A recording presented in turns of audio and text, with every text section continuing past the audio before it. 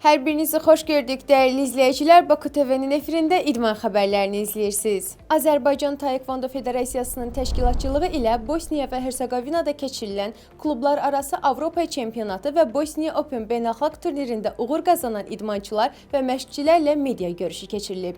Görüş zamanı idmançılar və məşqçilər yarışlarla bağlı təəssüratlarını bölüşüb.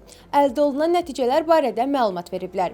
Taekwondoçularımız hər iki yarışda ümumilikdə 3 qızıl, 5 gümüş və 8 bürünc olmaqla 16 medal qazanıblar. Düz 2 ildir taekwondo ilə məşğulam. Bu 2 ildə mənim ən böyük uğurum Avropa çempionatı olub. Mən o yarışda 3 rəqib ilə döyüşdüm. Rəqiblərimin biri Bosniyalı, biri Ukraynalı, biri isə Xorvatiyalı olmuşdu. Mən bütün rəqiblərimi məğlub edərək Avropa çempionu oldum. Müddətimiz 1-2 ay olmuşdu. O müddətdə mən yarışlara çox ciddi hazırlaşmışdım. Fiziki gücümü artırırdım. Ardıcıl olaraq iki yarışı işləmək psixoloji baxımdan nisbətən çətinlik olsa da düşünürəm ki, uğurlu nəticə ilə qayıtdıq. Ən gərgin keçən döyüşlərindən biri klublararası Avropa çempionatında ki, Rusiya təmsilçisi olan idmançı da keçdi.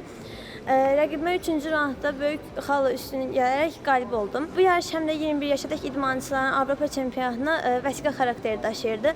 Orada da ölkəmizi layiqincə təmsil edəcəyimi düşünürəm. Buradan federasiya rəhbərliyinə, diqqətinə və dəstəyinə görə təşəkkür edirəm. Bizi də orada mütəmadi olaraq maraqlandılar, motivasiya edib bizi təbrik edirlər. İyun ayının 18-i, 20-si və 21-i, 22-si tarixlərində Bosniya və Hersegovinanın paytaxtı Sarayevo şəhərində 2 mötəbər beynəlxalq yarışda Azərbaycan komandası iştirak etdi. Ümumilikdə 10 komanda ilə qatıldığımız bu hər iki mötəbər yarışı yüksək nəticələrlə başa vurduq. Xüsusilə qeyd eləmək istəyirəm ki, kiçik yaşlı yeniyetmələr arasında Azərbaycan komandası bütün komandaları qabaqlayaraq Avropa birincisi oldu.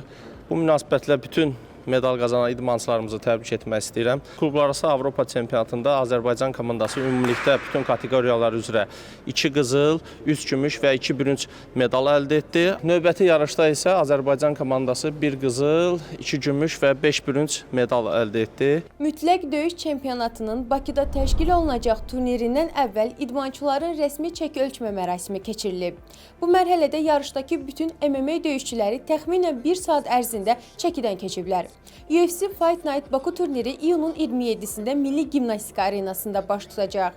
Gecənin əsas döyüşündə Azərbaycan təmsilçisi Rafael Fiziev yüngül çəkidə Meksikalı Manuel Torreslə qarşılaşacaq. Azərbaycanlı Nazim Sadıqov Braziliyalı Mateus Camilo ilə, ABŞ təmsilçisi Erik Nolanla Tahir Abdullayev, Braziliyalı Jefferson Nascimento ilə münasibətlərə aydınlıq gətirəcək. Futbol üzrə dünya çempionatında Türkiyə ABŞ ilə üz-üzə gəlib. Los Angeles stadionunda keçirilən D qrupunun 3-cü turunun maçında Ay Ulduzlular 3-2 hesablı qələbəyə seviniblər. Avropa təmsilçisinin heyətində Arda Güler, Barış Alper Yılmaz və Kaan Ayhan diqqət mərkəzinə düşüblər. Amerikalıların qollarını isə Austin Tracy və Sebastian Berhalter vurublar. Qeyd edək ki, ABŞ 6 xalla qrupu 1-ci sırada başa vurub. Komanda play-off mərhələsində Bosniya və Hersegovina seçməsi ilə qarşılaşacaq.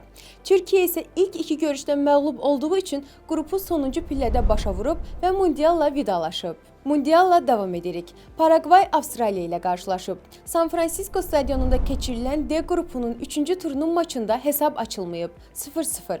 Bu nəticənin ardından Avstraliya play-off mərhələsinə vəsiqə qazanıb. Paragvay yığmasının növbəti mərhələ şansı isə digər qrupların görüşlərindən asılı olacaq. Ekvador millisi isə Almaniyaya qalib gəlib. New Jersey stadionunda keçirilən Y qrupunun 3-cü turunun maçında Cənubi Amerika təmsilçisi 2-1 hesablı qələbəyə sevinib. Məğlubiyyətə baxmayaraq Almaniya qrupu 6 xalla lider tamamlayıb. Belə dəyərli izləyicilər, idman xəbərlərini izlədiniz. Sağ olun, salamat qalın.